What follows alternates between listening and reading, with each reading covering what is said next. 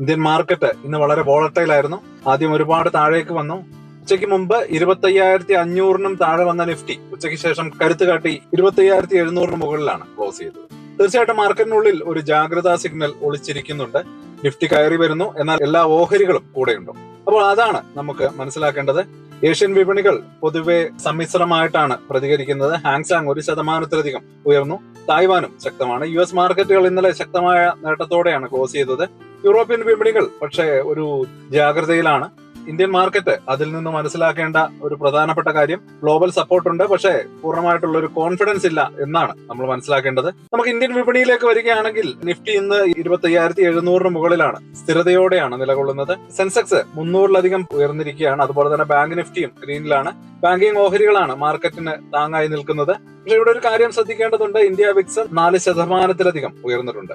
അതിനർത്ഥം മാർക്കറ്റ് കയറുന്നുണ്ടെങ്കിലും ട്രേഡർമാരിൽ ഭയം കൂടുകയാണ്.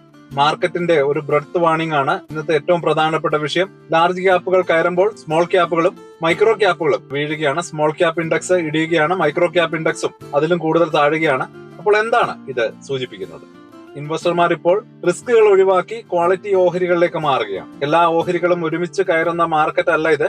അതുകൊണ്ട് തന്നെ ക്വാളിറ്റി സ്റ്റോക്കുകളിൽ മാത്രം ഇൻവെസ്റ്റ് ചെയ്യാൻ തീരുമാനിച്ചിരിക്കുകയാണ്. സെക്ടോറിയലി നോക്കുകയാണെങ്കിൽ സെക്ടർ റൊട്ടേഷൻ വ്യക്തമാണ്.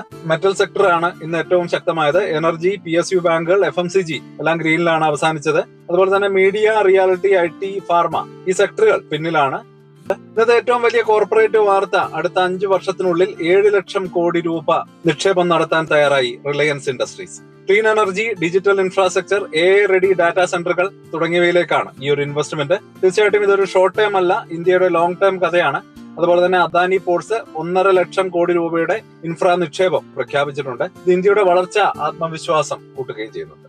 അതേസമയം ഒരുപാട് റിസ്കുകൾ ഇൻഫോസിസിനും ഒക്കെ ഉണ്ട്. പല വലിയ ക്ലയന്റുകളിൽ നിന്നുള്ള വരുമാന റിസ്ക് ഇവിടെ ഉണ്ട് എന്നുകൂടി നമ്മൾ മനസ്സിലാക്കേണ്ടതുണ്ട്. സ്റ്റോക്ക് സ്പെസിഫിക് റിസ്കുകളാണ് അവ. ബ്ലൈൻഡ് ബൈയിങ് അപകടകരമാണ് എന്നാണ് പറഞ്ഞു വെക്കുന്നത്. FII DII ഇൻവെസ്റ്റ്മെന്റ് എങ്ങനെയാണെന്ന് നമുക്ക് നോക്കാം. കഴിഞ്ഞ ആഴ്ച മൊത്തത്തിൽ FII സെല്ലിംഗിൽ തന്നെയായിരുന്നു, DII ബൈയിങ് സോണിലുമായിരുന്നു. ഇന്നത്തെ FII DII ഡീറ്റെയിൽസ് ആണ് ഇവിടെ കൊടുക്കുന്നത്. അവസാനമായിട്ട് ഇന്നത്തെ മാർക്കറ്റ് നമ്മളോട് പറയുന്നത് എന്താണ്? ലാർജ് ക്യാപ്പുകൾ സുരക്ഷിതമാണ്, സ്മോൾ ക്യാപ്പുകളിൽ ഒരു ജാഗ്രത വേണം. ഇൻഡെക്സ് ഗ്രീൻ ആയതുകൊണ്ട് മാത്രം എല്ലാ ഓഹരികളും വാങ്ങരുത്. സെലക്റ്റീവ് ആയിട്ട് ക്വാളിറ്റി സ്റ്റോക്കുകൾ മാത്രം വാങ്ങാൻ ശ്രമിക്കുക. വോളറ്റാലിറ്റി ഉയരുന്ന സമയമാണ്, അതുകൊണ്ട് തീർച്ചയായിട്ടും ട്രേഡേഴ്സ് ശ്രദ്ധിക്കുക.